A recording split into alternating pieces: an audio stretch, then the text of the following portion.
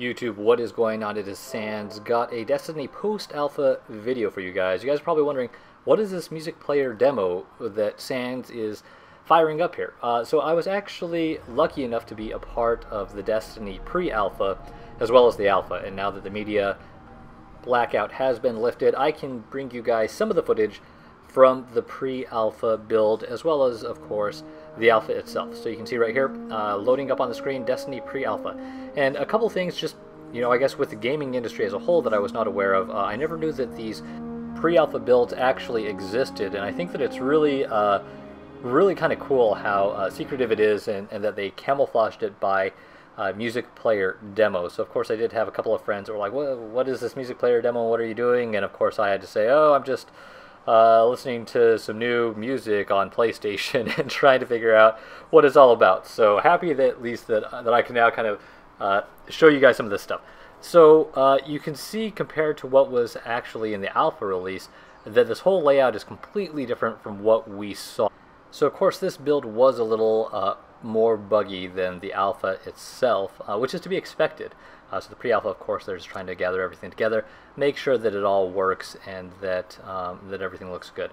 You can see that when I was trying to customize my appearance, I was already limited to what the default characters were, and that's fine. At least what we saw in the alpha, that there are some different characteristics, different things that you're able to add to kind of customize your character and make it more catered or more customized to what you actually want. Now with that, it makes me wonder, are we going to see additional options to further customize our characters once the beta launches? And then from the beta, what will the final product actually look like? So of course those questions are yet to be answered, and we'll see, of course, here in the coming months how this all rolls out. Now that the alpha itself is over, it's going to be really, really difficult to kind of guess, unless, of course, I may get an early code for something else, or maybe I'll get a little bit of additional intel. So you guys are definitely going to want to stay tuned to this channel to find out a little bit of what might be happening behind the scenes. So what you guys are seeing right here is something that was not visible in the alpha build. And this was only in the pre-alpha. And what you're looking at right there was the Earth map, which is completely different than what we saw in how the alpha looked. In fact, you can actually see the 4 different planets and how they're kind of arranged right there. Of course, a lot of that other stuff is locked out, so we're unable to see what those maps look like, but it was kind of cool to be able to see the 4 different planets and then also see how far it's progressed when we actually kind of zoom in on Earth in the alpha and look at the map of old Russia. Now when I was going through the tower and kind of looking at some of the different customization options, I came across a speaker, and of course I had all these different placeholders in here. At the time they didn't make sense. I wasn't sure exactly what this was all about, and I think Bungie just wanted people to be able to interact with the vendors, try and pull up as many of these items as possible, and kind of mess around to make sure that the system was capable of handling the load. But let's take a look at some of the alpha footage, and let's get into my post-alpha evaluation. So now when I first hopped in here into the alpha build itself, a couple of things that I really noticed was how different it actually looked, but then seeing a more detailed map of what old Russia was actually going to look like, kind of the landscape and the different areas of old Russia itself. The Skywatch is also just had this nice little option to come in here and actually do the new mission. Now there was a mission available in the pre-alpha as well, but it of course was not quite as scoped as this one, and the build itself was a little more generic, or a little more vanilla, just to make sure that everything was, of course, good to go, servers were running, and nothing crazy was going to happen. I had already been really impressed with the assortment of guns, the variety of armor, and just the overall feel of the game itself. It's hard to describe the control that you really have without actually playing the alpha. So, after talking with a couple of my buddies who also were in on the alpha, they of course said that it felt a little bit like Halo 2. So if you guys have played Halo 2, then that's really what it feels like. The game mechanics themselves feel absolutely amazing. It's very, very fluid, and it's just a ton of fun to really play. In fact, one of my favorite things about Destiny is just how fluid it looks when you pull out your Ghost and then you hop on your Sparrow. It's just really cool that you can already be driving while the Sparrow is still coming up. Of course, the graphics are amazing, and I'm really, really stoked to kind of see what is this final product going to look like. But of course, how far is the Bungie team going to be able to take this before the beta build? And of course, if you guys are wondering about the beta, make sure that you pre-order Destiny. You can either do that through Amazon, you can do it, of course, at GameStop or a couple of other vendors.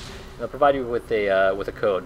You hop onto the Destiny website and bring that code there, and then just register your ID so that you're ready to go when the beta is finally launched. Now, there's a lot of videos that are already out, kind of talking about the guns, talking about the variety in armor, talking about the multiplayer. But one area that I really kind of wanted to focus on, which absolutely just blew my mind and kind of blew me out of the water, was the sound. So just a disclaimer, I am playing on Astro A40, and the A40s have surround sounds Dolby 7.1, but Destiny takes full advantage of that surround sound feature. Now, don't get me wrong, there are certainly other games out there that have surround sound and kind of have some of that there with it. But Destiny takes, it just takes it to a completely different level. I'm not sure exactly how to explain it until you actually hear it for yourself. The sounds are just extremely creepy in certain situations, very unsettling, and really kind of capture the eeriness of exploring some of these dark, mysterious places. Now, when I first really realized it was kind of when I came into this complex here. There's a variety of echoey sounds when you shoot. It sounds completely different when you shoot inside, and then as you come up here to the top, it just gets extremely creepy, guys. I've got a bad feeling about this. It can't be. It's the hive.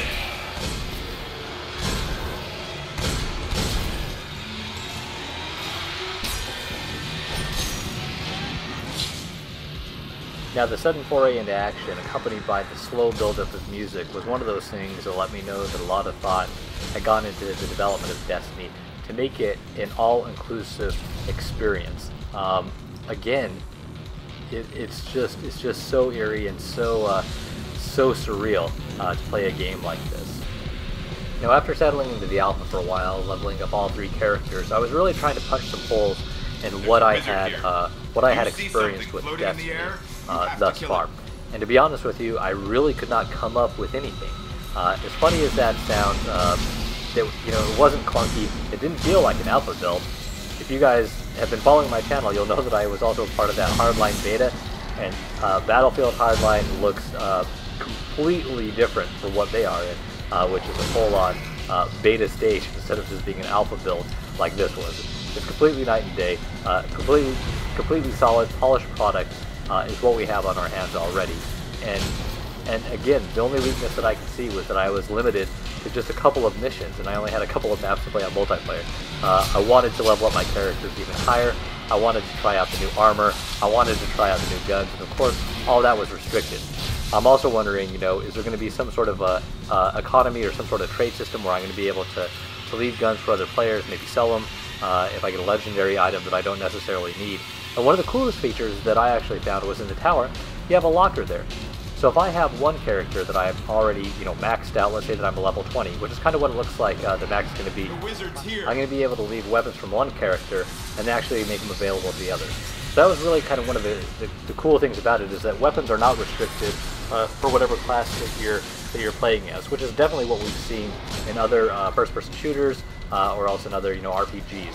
If you're a mage, then you're only going to be able to use mage-type weapons. If you're an engineer in Battlefield, then that's going to be it.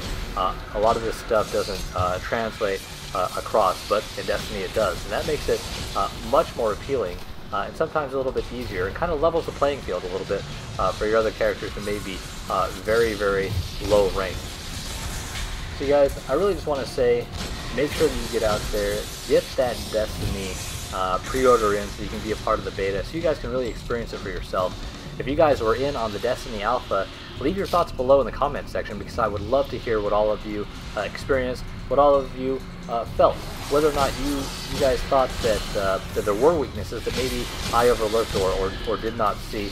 I'd love to hear what all of you have to say on that regard. Of course, if you guys have any questions, feel free to leave them in the comment area below. Hit me up on Twitter at sandz, and I will try and respond to those queries as well.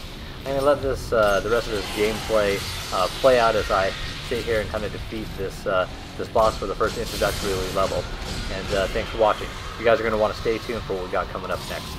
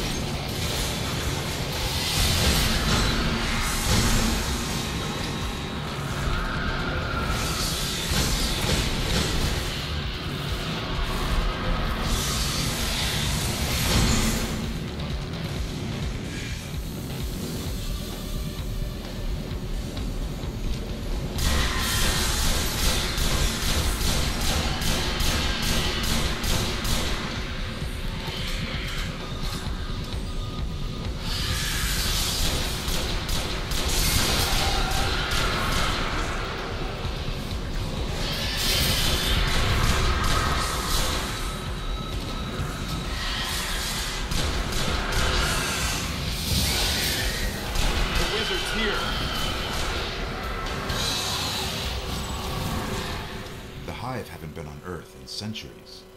That wizard came from the moon. I thought we had them contained there. The darkness could be a lot closer than we think.